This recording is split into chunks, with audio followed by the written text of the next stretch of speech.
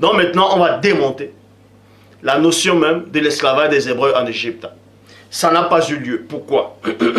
Donc, si ça n'a pas eu lieu, tout ce auquel vous avez cru est basé juste sur du mensonge, est basé sur du faux. Tous ces chrétiens-là qui sont là en train de prier le dimanche à ce faux Christ blanc-là, la Bible dit, vous êtes tous en train d'adorer Satan. Vous adorez les abominations. Votre énergie ne vont que nourrir les esprits de l'air qui agissent sur vous, sur votre propre nature dans Éphésiens 2:2. Donc, Exode chapitre 1 au verset 8. Exode chapitre 1 verset 8. Soyez vraiment attentifs, hein, ça va vous libérer. Donc, soyez vraiment attentifs. Exode chapitre 1 au verset 8. Bible du semeur. Un nouveau pharaon vint au pouvoir en Égypte. Il ne connaissait pas Joseph. On vous dit ici qu'il est apparu un nouveau roi en Égypte qui n'avait point connu Joseph. Mais donnez donc le nom de ce roi-là. Donnez donc le nom de ce pharaon. Le nom de ce pharaon n'apparaît nulle part. Pourquoi? Parce que c'est un mensonge. C'est monté de toutes pièces. Parce que pour ceux qui ont, les égyptologues, qui ont un peu la notion même de la vraie civilisation antique, ancestrale de l'Égypte, vont vous dire et sauront que quand on introduit un nouveau roi en Égypte, un nouveau pharaon, il doit connaître son prédécesseur. C'est-à-dire, Joseph n'était pas son prédécesseur, mais il était comme le premier ministre de l'Égypte. Ce qui veut dire, quand le nouveau roi vient prendre les fonctions, il doit obligatoirement savoir que Joseph avait existé. Est-ce que vous comprenez? Il doit le savoir, parce qu'on ne devient pas pharaon comme ça. À l'époque, des gens vont vous faire croire que les pharaons avant c'était des blancs, ainsi de suite. Tout ça c'est faux. Il dit bien, c'est faux. Pour être un pharaon à l'époque antique, en tout cas c'était tous des noirs. Il n'y a aucun pharaon néphilim. Qu'on ne vous mente pas. Tous ces égyptologues là sont des menteurs. Ils travaillent tous pour le jadis. Donc, un pharaon, quand on l'introduisait, on l'initiait d'abord. On initiait d'abord le pharaon pour tout ce qui concerne le royaume, même dans le côté spirituel. Donc il devait savoir que l'ancien pharaon était établi, avait fait ceci, cela. Il devait aussi savoir le premier ministre, qui il était, ce qu'il faisait. Donc quand on l'introduit, le nouveau roi devait obligatoirement connaître Joseph. Il fallait plutôt traduire que le nouveau roi n'avait pas connu physiquement Joseph. Là, on aurait peut-être pu comprendre. Mais dire qu'il ne connaissait même pas l'existence de Joseph ou bien ne connaissait pas Joseph, ça n'a même pas de sens. Ça n'a même pas de sens. Un président, même dans vos pays, quand il vient un nouveau président et que l'ancien ministre qui était là, il n'est plus là, il est mort. Mais la moindre des choses, ce président-là, il va prendre les documents, il va voir ce que son prédécesseur avait fait et ce que l'ancien premier ministre aussi avait fait. Ça, c'est la logique des choses. Mais vous lisez, vous ne voyez pas, on vous a dupé depuis des siècles. Il y a paru un nouveau roi qui n'a pas connu Joseph. Donnez donc ce nom-là et on vérifie dans l'histoire si ce roi-là existait. Donc, Exode, chapitre 1, verset 8, Bible du semeur. Un nouveau pharaon vint au pouvoir en Égypte. Il ne connaissait pas Joseph. Exode, chapitre 1, verset 9 à 22. Il est dit ici, là. Il dit à son peuple. Donc, vous dit ici, là. Déjà, on ne donne même pas l'âge de ce pharaon-là. Il avait quel âge? 12 ans, 13 ans, 15, 30, peu importe l'âge qu'il avait. Toujours dit qu'il n'avait pas 200 ans. Écoutez attentivement. Et c'est là que vous allez comprendre que tous ceux-là qui sont en train d'adorer là actuellement le dimanche, tous ceux-là qui sont en train d'aller évangéliser, tous ceux-là qui sont en train de dire « Oh, JCI frappe aux portes, les témoins Jéhovah, tous ces faux témoins-là », vous êtes tous dans l'erreur. Parce que vous êtes basés sur du mensonge. Donc, votre énergie, votre croyance est basée sur du mensonge absolu. Absolu. Donc, ici, Exode chapitre 1, verset 9 à 22, il est dit, ce nouveau roi-là, soi-disant qui n'a pas connu Joseph, apparaît. Il est en fonction. Il voit maintenant les Hébreux, les Israélites. Il dit à son peuple, voyez, les Israélites forment un seul peuple, plus nombreux et plus fort que nous. Il faut trouver un moyen pour limiter le nombre, point. En cas de guerre, ils se joindront à nos ennemis pour nous combattre et quitter le pays. Les Égyptiens désignaient alors des chefs de corvée pour accabler le peuple d'Israël en lui imposant de rudes travaux. C'est ainsi que les Israélites durent construire des villes de Pithom, de Ramsès pour y entreposer les réserves du pharaon. Mais plus on les opprimait, plus ils devenaient nombreux et plus ils prenaient de place, si bien qu'on les redoutait. Les Égyptiens les traitaient durement comme des esclaves. Il les rendit la vie insupportable par des travaux pénibles, par un travail pénible. Vous voyez, 2 points. Préparer l'argile pour faire des briques, exécuter des travaux des champs, point. Bref, il les imposait sans pitié toutes sortes de corvées. Et toutes sortes de corvées. Il y avait chez les Hébreux, écoutez attentivement, il y avait chez les Hébreux 2 sages femmes. Donc, l'une s'appelait Shifra et l'autre Poua. Point. Le roi d'Égypte leur ordonna cet ordre. 2 points. Quand vous aiderez les femmes des Hébreux à accoucher, regardez bien l'enfant qui naît. 2 points. Si c'est un garçon, virgule, tuez-le, virgule. Si c'est une fille, laissez-la vivre. Mais les sages-femmes respectaient Dieu. Elles obéissent pas au roi et laissaient vivre les garçons. Alors le roi les convoqua et les dit: pourquoi agissez-vous ainsi? Pourquoi laissez-vous vivre les garçons? C'est que, répondit-elle, les femmes des Hébreux ne sont pas comme les Égyptiennes. Point.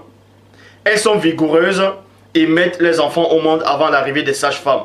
Ainsi, les Israélites devinrent de plus en plus nombreux et très forts.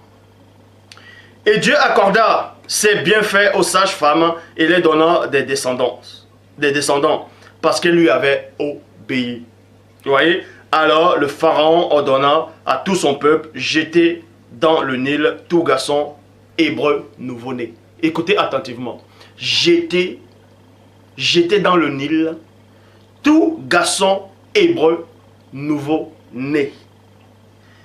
Ne laissez en vie que les filles. Donc vous dit ici que ce pharaon-là, soi-disant qu'il n'a point connu Joseph, et non l'ancien pharaon qui connaissait Joseph, mais le nouveau pharaon qui n'a pas connu Kola Ita.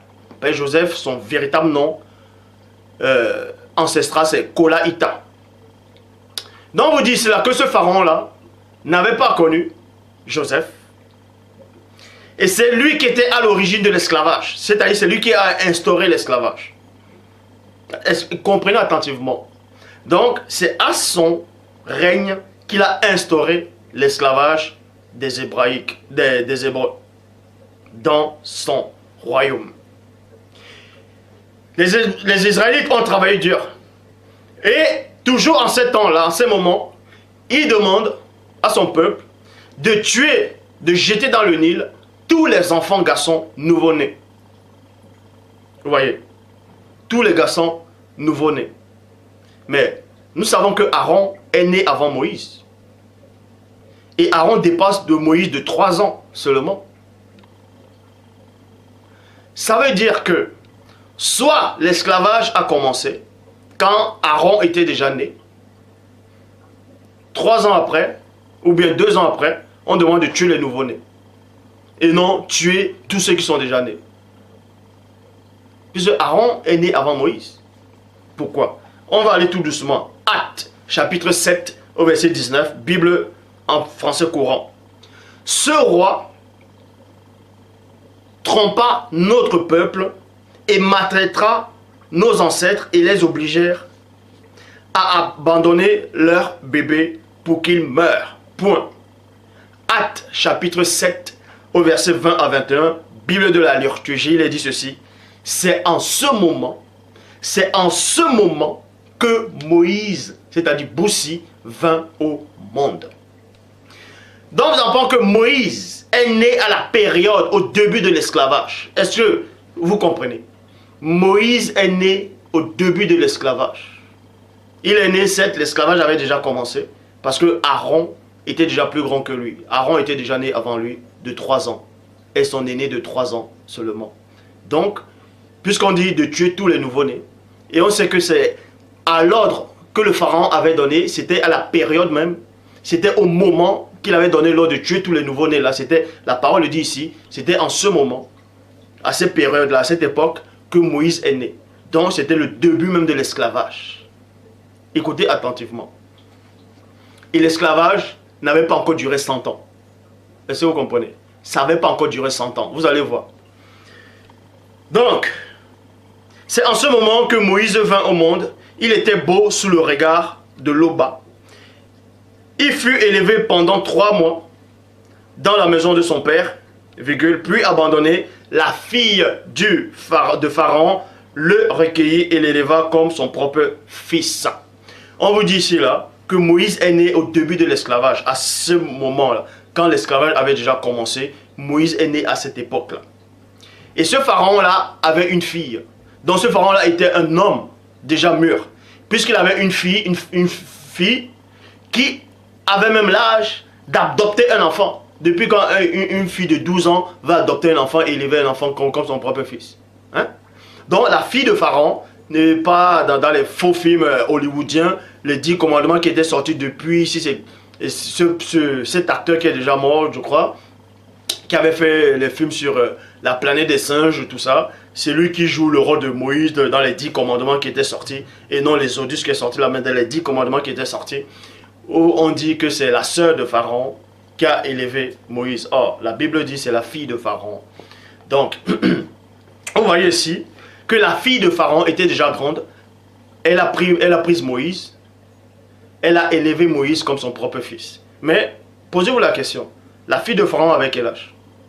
Pharaon lui-même avait quel âge? Il n'avait pas 200 ans. Puisque c'est le même Pharaon qui a instauré l'esclavage. Est-ce que vous comprenez?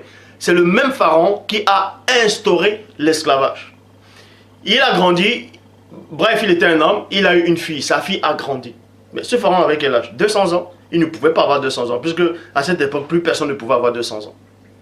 Personne ne pouvait plus avoir 200 ans dans cette époque-là. Donc, pharaon là n'avait même pas 200 ans. Donc, ce qui veut dire que pendant qu'il a instauré l'esclavage, jusqu'à ce qu'il ait une fille qui ait grandi et que Moïse apparaisse, l'esclavage qu'il avait instauré n'était même pas encore à 200 ans. Est-ce que vous comprenez? C'était même pas encore à 200 ans. Sinon, ce pharaon, depuis qu'il vient, c'est que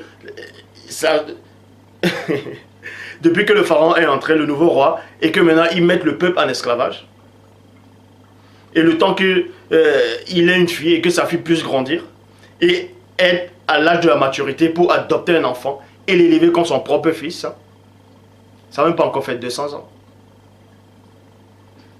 Donc, ça n'a même pas encore fait 200 ans.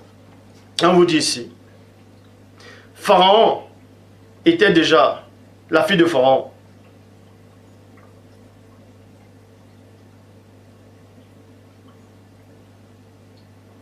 Donc, la fille de Pharaon, ce Pharaon était déjà un homme. Vous voyez, il avait déjà un enfant, il avait une fille, tout ça. Dans Actes, chapitre 7, au verset 23. À l'âge de 40 ans, il voulut venir en aide à ses frères les Israélites. Donc, Moïse a grandi dans le, on va dire dans le palais du roi de l'Égypte, puisque c'est sa fille qu'il a adoptée.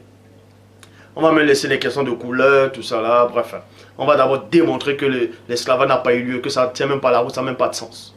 Donc, tous ces faux chrétiens là, qui sont en train de prier dans la dîme là, mais là actuellement, tous ces faux pasteurs qui prêchent là, je dis bien tous les pasteurs qui sont dans le monde entier, vous adorez Satan. Tous les chrétiens qui sont dans le monde entier adorent Satan. Tous les humains qui sont dans le monde entier adorent Satan. Excepté ceux qui acceptent le message que j'apporte et qui mettent ça en pratique.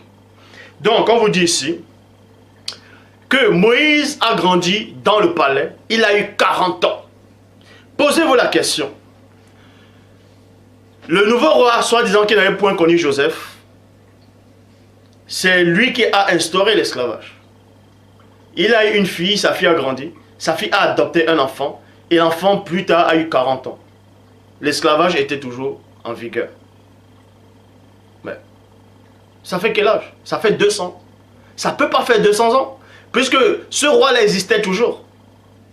Quand Moïse a eu 40 ans, ce roi-là était toujours en vie. Ça, donc, depuis qu'il a instauré l'esclavage, et jusqu'à ce que Moïse ait eu 40 ans, l'esclavage n'avait même pas encore fait 200 ans. Écoutez attentivement, ça n'avait même pas encore fait 200 ans, puisque ce pharaon-là ne pouvait pas avoir 200 ans. Acte 7, verset 30. 40 ans plus tard, un ange lui apparut au désert du mont Sinaï dans la flamme d'un buisson de feu. Plus tard, avant ça, cet événement, on vous apprend que ce pharaon voulait tuer Moïse parce qu'il avait tué, Moïse avait tué un Égyptien, tout ça, il a pris la fuite, il allait en mendiant. 40 ans, il a fait 40 ans là-bas. Donc, Moïse avait 80 ans. Il avait 80 ans. Vous voyez? N'oubliez pas que c'est ce pharaon-là qui avait instauré l'esclavage. Et Moïse est né, il a fait 40 ans en Égypte. Ce pharaon-là existait toujours. Dans l'esclavage, depuis qu'il a instauré l'esclavage, c'était même pas encore 200 ans. Puisque ce pharaon-là aurait plus de 200 ans. Donc ça ne tient pas la route. Et Moïse prend la fuite. Ce pharaon veut le tuer. Moïse prend la fuite, il va en mendiant. Il fait 40 ans là-bas. Donc il a 80 ans. L'esclavage était toujours là.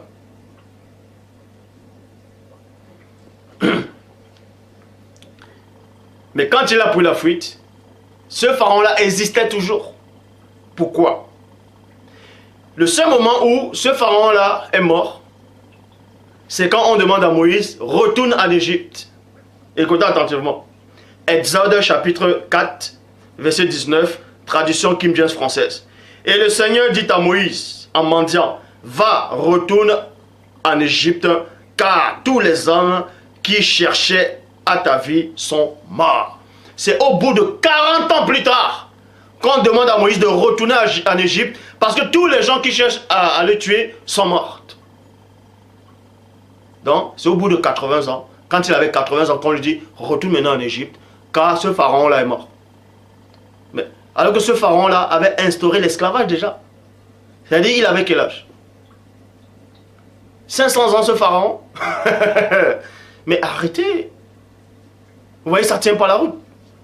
Donc, Deutéronome chapitre 34, au verset 7, Bible des peuples. Moïse était âgé de 120 ans. Quand il mourut, son œil n'était pas affaibli et sa vigueur ne s'était point éteinte. Vous voyez? Donc, vous apprenez ici, c'est là que vous voyez que l'esclavage des Égyptiens, en tout cas des Hébreux en Égypte, n'a pas eu lieu. C'est un mensonge monté de toutes pièces. Donc toi qui me regardes, tu peux ne pas être content, c'est ton problème. Ça ne va rien changer. Tu peux faire comme ça sur YouTube, ça ne va rien changer. Tout ce que je sais, c'est que tu es dans l'erreur. Le Dieu que tu adores là, c'est un faux Dieu. Car ta religion est basée sur du mensonge monté de toutes pièces. Donc tous ceux qui pensent que les Hébreux ont subi l'esclavage en Égypte, vous êtes tous dans l'erreur et dans la confusion totale. Ceci prouve que Dieu n'est point avec vous. Parce que réfléchissez un seul instant, raisonnez avant de vouloir chercher des versets pour contredire. Le nouveau roi apparaît. À supposer même qu'il avait même 100 ans ou bien 80 ans. Supposons, hein, bon, je vous donne même cadeau. C'est un exemple, je vous donne cet exemple cadeau. À supposer un peu un seul instant que ce roi-là ait eu 100 ans. Et que quand il a eu 100 ans, il instaure l'esclavage.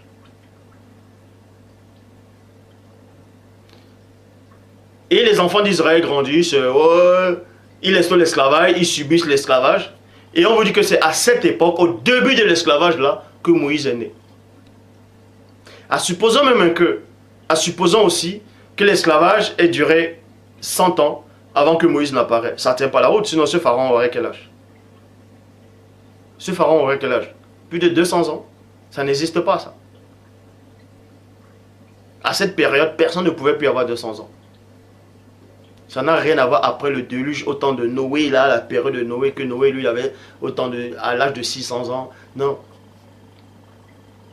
Après le déluge, après Noé, après Abraham, tout ça là. En tout cas, à cette période-ci, où on parle de Moïse, où on parle de l'Égypte, de l'esclavage, personne ne pouvait plus avoir 200 ans. Est-ce que vous comprenez? Personne. Donc, posez-vous la question. Ce pharaon qui a instauré l'esclavage, et qu'il a eu une fille, sa fille a même adopté Moïse. Mais ça prouve bien que Moïse est né au début de l'esclavage, à la période de l'esclavage, là, au début. Mais ce pharaon avait quel âge? Puisqu'on vous dit que c'est lui qui a instauré l'esclavage, et que sa fille qui avait adopté Moïse, et que c'est Moïse qui a éteint l'esclavage, c'est-à-dire qui a mis terme à l'esclavage. Mais on veut vous faire croire que l'esclavage a duré 400 ans. Que ça, dans d'autres dans Actes, on vous dit ça, les séjours des enfants d'Israël fut de 406 et 30 ans. Mais ça ne tient pas la route. Puisque la fille de ce pharaon a adopté, a élevé celui qui a mis terme à l'esclavage. C'est-à-dire que celui qui a mis terme à l'esclavage est né à la période de l'esclavage. Puisque quand Moïse est né, l'esclavage n'a même pas encore fait 100 ans. Sinon ce pharaon-là aurait plus de 100 ans. Aurait même 200 ans. Donc c'est faux. Tout ça parce qu'ils vont se baser sur Abraham, sur la vision que Abraham avait eue dans Genèse 15, 13. Bible du rabbinat français Ado, quand il est dit, Dieu dit à Abraham, 2 points, sache-le bien, ta postérité séjournera sur une terre étrangère, où elle sera asservie et opprimée durant 400 ans. Point. Et on veut faire croire que cette postérité, c'est les Hébreux qui sont allés en Égypte. Ils ont fait 400 ans là-bas, 430 ans. Et Moïse les a délivrés. Mais comptant les dates, donnez-nous l'âge du pharaon quand il est entré au pouvoir, soit disant quand il n'a pas connu Joseph, et le moment où il a instauré l'esclavage, et le moment où sa fille elle est née, elle a grandi. Et le moment où Moïse est né, on l'a élevé, il a grandi, il a eu 40 ans, il est parti, il a fait 40 ans là-bas, il est revenu. Ça n'a même pas fait 300 ans. Puisque c'est au bout de 80 ans, c'est à 80 ans que Moïse a mis terme à l'esclavage. Selon la Bible actuelle, il a encore fait 40 ans au désert avec les Hébreux. Et ça fait 120 ans, il avait 120 ans. Alors, pourquoi on dit encore que l'esclavage a eu 400 ans? Vous voyez, comptez, ça ne tient même pas la route. Ça ne tient pas la route. Vous voyez que ça c'est une histoire inventée. Donc on invente des récits, on met dans la Bible, on dit que Dieu a dit. On dit que c'est inspiré par Dieu. Et vous êtes là, vous acceptez, oh Dieu est bon, JC. C'est quel JC ça? Mais réveillez-vous. Vous vous rendez par compte que vous êtes complètement dans l'erreur. Les gens, les Néphilim sont venus s'asseoir, ils ont commencé à rédiger des récits inventés. Jérémie 8.8, c'est bien en vain qu'ils sont mis à l'œuvre, la plume mensongère du scribe. On dit, regardez ces noirs là, ils n'ont aucune connaissance, ils n'ont pas de chromosomes. On va inventer des récits, on va mettre Dieu là, on va dire que c'est Dieu qui a dit. Parce que ces noirs là aiment tellement Dieu. Quand on va prononcer, quand on va dire Dieu, ils vont même plus se poser des questions, puisqu'on a dit Dieu. Voilà. Et quand il y a un truc un peu bizarre, non, ne réfléchissez pas. Car les voies du Seigneur sont impénétrables. Mais la même parole dit quoi? Le Saint-Esprit pénètre les voies du Seigneur, non? Et que Christ dit quoi? Dans Jean 14, 26, je vous enverrai l'Esprit de vérité, il vous enseignera toutes choses. Il vous rappellera tout ce que je vous ai annoncé. Vous voyez? Vous fêtez la Pâque pour vous souvenir de la sortie des Hébreux en Égypte. Cette sortie-là, cet esclavage-là qui n'a même jamais eu lieu. Qui est monté de toutes pièces. Vous remplissez les églises partout dans le monde, vous célébrez Noël, vous célébrez la dîme, bref, pas la dîme, vous célébrez la Pâque, les sabbats. Vous célébrez quoi? Parce que les faux juifs ont tout inventé. Vous voyez. Regardez l'Afrique. Si soi-disant, ce vrai Christ que vous avez accepté là, Pourquoi l'Afrique est ainsi? Pourquoi c'est les Noirs qui sont plus remplis dans les autres religions? Regarde comment on vous a dupé. Les femmes, elles sont là avec des perruques, des tissages sur la tête. Elles vont chanter à l'église dans les chorales. Oh, j'y sais, j'y sais. Vous priez pour rien. Vous priez pour rien. Dieu ne vous connaît pas. Il ne vous connaît pas. Il ne vous a jamais connu. Vous vivez qu'avec des sensations. Vous vivez qu'avec des sensations. Vous pensez connaître Dieu. Vous ne savez rien. Je dis bien, vous n'existez même pas dans le grand ordre des choses. Dieu ne vous connaît pas. Il ne vous a jamais connu. Et il ne vous connaîtra pas. Est-ce que vous comprenez? Donc, quand vous lisez vos fausses Bibles là, vous allez dans les églises. Certains vont me dire, mais pourquoi je dis les fausses Bibles? Et pourquoi je base mes enseignements sur la Bible? Paul il dit quoi? Retenez ce qui est bon. Donc je prends ce qui est bon et c'est ce que je donne comme enseignement. C'est aussi simple que ça. Donc, tous ceux-là qui vont prier, là, tous vos faux dieux là des religions, vous êtes tous dans l'erreur. Le seul vrai Dieu, le seul créateur, c'est celui qui m'a envoyé. C'est Loba. Et personne ne le connaît, excepté celui qui l'a envoyé. Et je dis bien encore, je le dis que cela vous choque ou pas. Nous souhaitons que ce soit ainsi. Nous, c'est qui? L'Esprit de Dieu, Loba. Nul dans ce monde, aucune créature dans cette époque et dans les siècles à venir ne viendra au Père sans passer par moi. Je le dis, sans passer par les paroles que je prononce. Au temps de Christ, c'était le Christ. Au temps de Boussi, c'était Boussi. À cette époque-ci, personne ne vient à Dieu sans passer par moi. Je le dis. Vous pouvez coucher ça. C'est ainsi.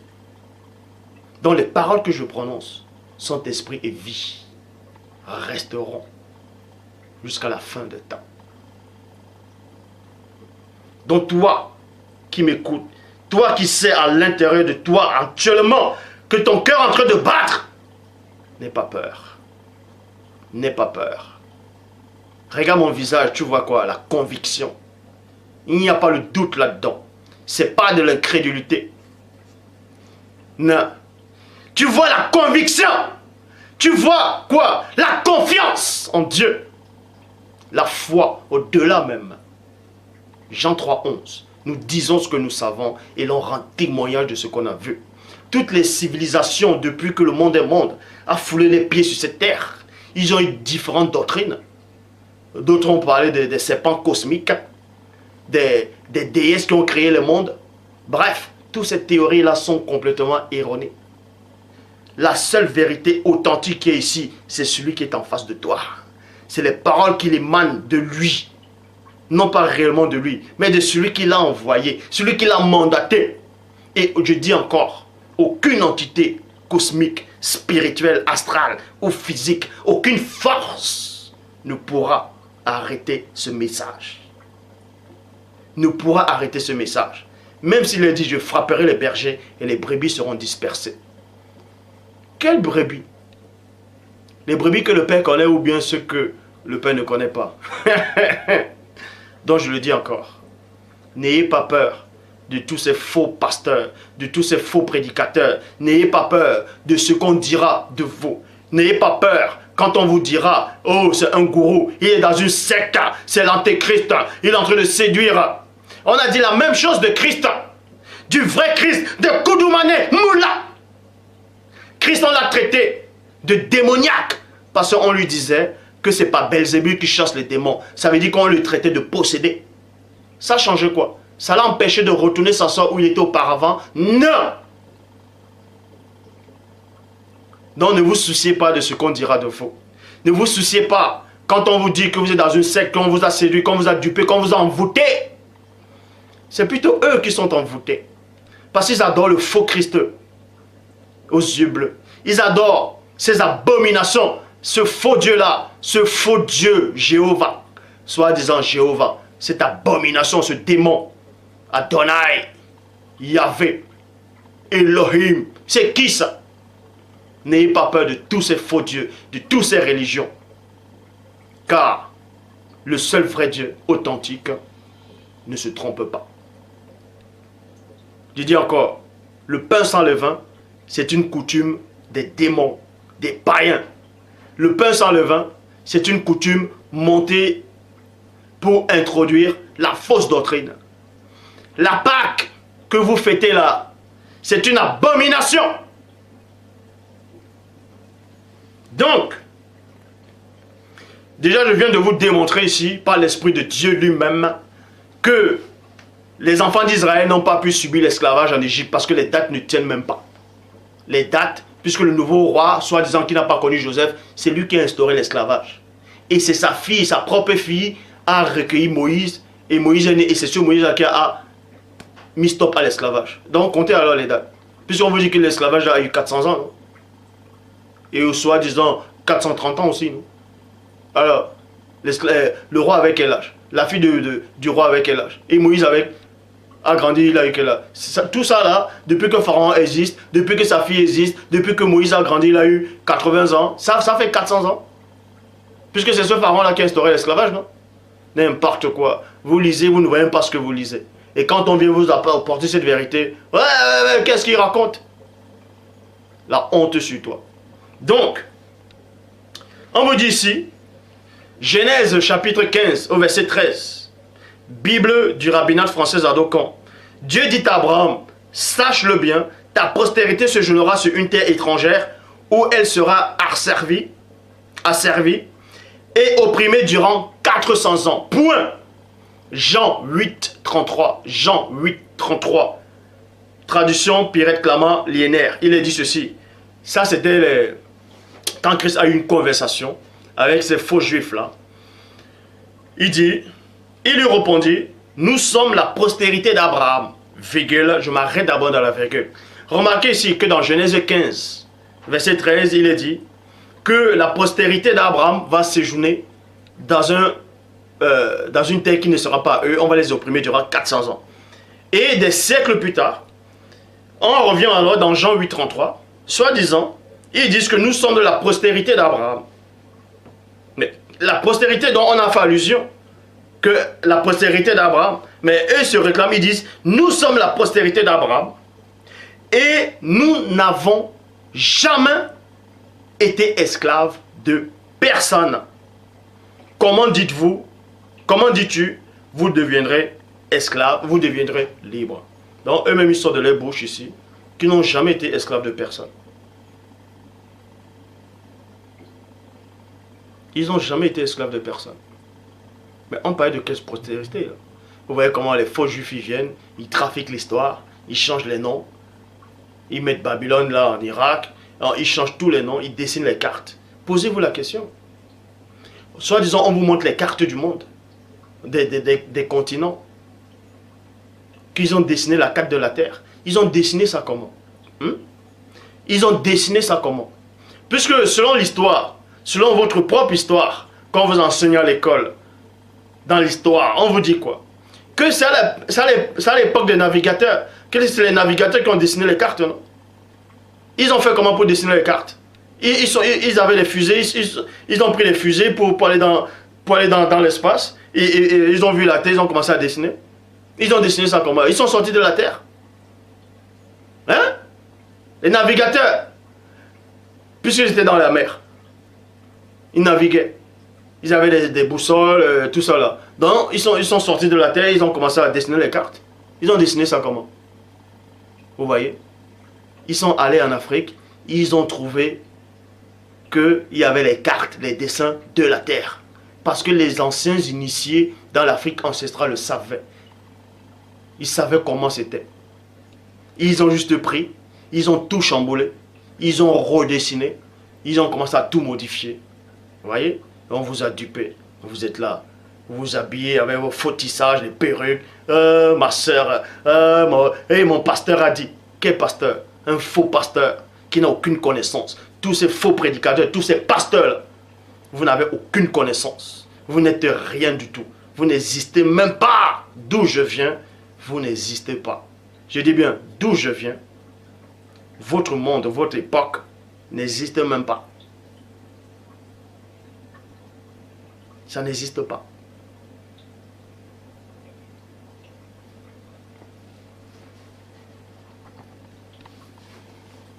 Mais néanmoins, Dieu qui est tellement bon, a néanmoins permis que je vienne dans l'époque-ci, dans votre époque dont vous pensez, dans votre époque qui existe dans votre époque-ci. Mais dans le grand ordre des choses, ça n'existe pas. Mais je viens d'amener néanmoins dans cette dimension-ci.